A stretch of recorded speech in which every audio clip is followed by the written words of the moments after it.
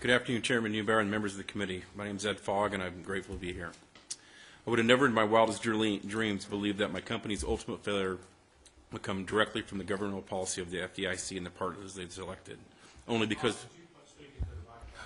my banks failed. My story is not one of a borrower who gave up and walked away from any of his obligations. I'm not a borrower who took out loans with the bank with no intention of paying them back. In late 2008, the Bank of Clark County approached me to purchase some of their distressed properties and develop rental homes. We closed our last construction loan on Christmas Eve 2008, and the bank failed 23 days later. Without any of the provided help or promised help from the FDIC, I still completed my construction projects out of pocket and paid every subcontractor. All of our loans were current at the time of the bank failure. I'm one of the many borrowers whose loans were repudiated for no good reason, and this has created my problems. I'm sure you know that when a loan is repudiated, it requires me to hold up my end of the deal, but the FDIC does not have to hold up the end of the deal of the failed bank. In my case, it did not fund approximately $650,000 of the original loan commitment. To any small business, this is devastating. Put yourself in my shoes. Your bank just failed. The FDIC says there's no funds available to complete your project, and there's no construction financing in 2009. But today, I really feel I'm here to represent the little guy that unfortunately just banked with the wrong bank. And then eventually our loans were sold in some sort of structured transaction. I heard Ms. Sheila Bair speak about the responsibilities of the American public to make their mortgage payments. I've done this and it's really meant nothing. I've also read in the FDIC book called Managing the Crisis the clear message the FDIC recognized in the past the need to protect and not hurt communities, but not cutting off credit to businesses and work with local communities. I hope in the future they emphasize these actions once again. I do believe the FDIC needs to recover as much money as possible to reimburse the American taxpayer, but it should never be done by creating further economic harm in the communities that they've unfortunately closed banks.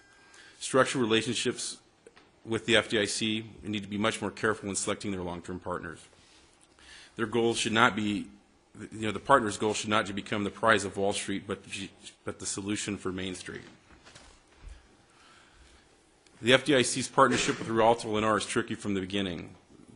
All the loans were basically primarily construction loans, land development loans, and it's the same, obviously the same line of work that their parent company Lennar is in. Unfortunately, what incentive do they have to work out the problems of their competitors? I mean, it doesn't make much sense to hire someone that's your direct competitor to try to help you fix your problems. In my case with Rialto, we never had missed any sort of payments on any programs, even after they repudiated our loans, and we had to come up with the $650,000 out of pocket. They eventually negotiated 4 different settlements with us, but every time they would back out of the settlement. When they finally did offer me a settlement, they told me to pay my upside-down home off completely, or they'd foreclose on me. But they did come back with another option. They offered me a rate of 8% with a $10,000 upfront loan fee on a $250,000 loan.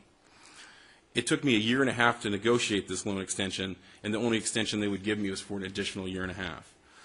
I am a mortgage broker, and if I had offered this to one of my clients, it would have been conceived as predatory lending, as the APR on this loan is 38%.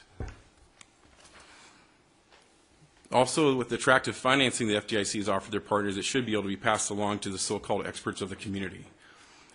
We understand what's in our projects. None of us went into these loans with the idea of not paying them back. We are experts in our local markets. We are experts in the product that we're putting out there, and we alone should be allowed to try to work with the FDIC to maximize the return to the American taxpayer. None of us wants to see our projects fail or not succeed. The problem also isn't just with structured transactions. I have 5 loans with another bank called Frontier Bank. It was acquired by Union Bank of California. We worked for years and years to come up with a long-term solution and provided thousands of pages of income documentations and assets. We finally did receive a denial for a modification from this bank a few months ago. And the most amazing part about our denial is they actually mailed the decline of my modifications to a friend of mine's P.O. box. Union Bank cared so little that they could not even get my address right. The FDIC should be disgraced by the actions of this partner. We, the borrowers, did not go into these banks with the goal of defrauding them or not paying them back. I truly believe, given the time and acceptable terms, the FDIC would recover much more money and not force borrowers like myself into bankruptcy or foreclosure. I thank you for letting me be here.